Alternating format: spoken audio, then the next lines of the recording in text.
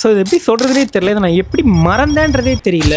Diego ஈவியோடைய base model, அதாவது டியாகோடைய EV, நான் சொல்கிறது எலக்ட்ரிக் காரோடைய பேஸ் மாடலை நீங்கள் சென்னையில் ஆன் ரோட் 5 lakh rupeesக்கு வாங்கலாங்க.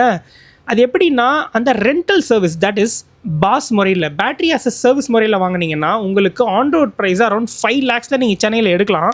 இப்போ இந்த காரோடைய ஸ்பெஷாலிட்டி என்னென்னு பார்த்தீங்கன்னா, என்ட்ரி லெவல் கார்ஸில் ஒரு ஈவியோடைய அப்ஃப்ரண்ட் காஸ்ட் தான் உங்களுக்கு ரொம்பவே பெருசாக இருக்கும். பட் ஆனால் இந்த அப்ஃப்ரண்ட் காஸ்ட் அட்வான்டேஜை வந்துட்டு கொடுத்துருக்காங்க. தட் இஸ் உங்களுக்கு low upfront cost, very less running cost, and then உங்களுக்கு சர்வீஸுமே பார்த்தீங்கன்னா ரொம்ப ரொம்ப ரொம்ப இன்எக்ஸ்பென்சிவாக தான் இருக்க போகுது. ஏன்னா அது ரொம்ப ரொம்ப பேசிக்கான ஒரு ஹேட்ச்பேக் தான். பட் ஆனால் 5 lakhsலேயே உங்களுக்கு 4 பேர் ஓரளவுக்கு கம்ஃபர்டபுளாக போகக்கூடிய ஒரு ப்ராக்டிக்கல் கார் கிடைக்கிது. And also very safe car.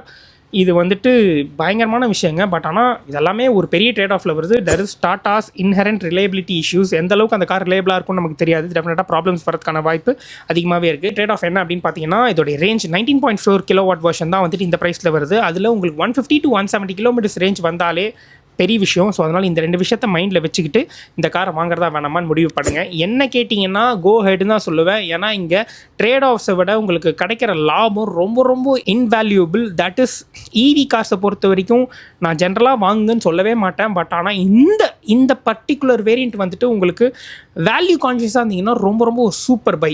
So இந்த மாதிரி பல கார் சமாச்சாரங்களை தெரிஞ்சுக்கிறதுக்கு நம்ம கார் கலாச்சாரத்தை ஒரு ஃபாலோ மட்டும் பண்ணிக்கோங்க.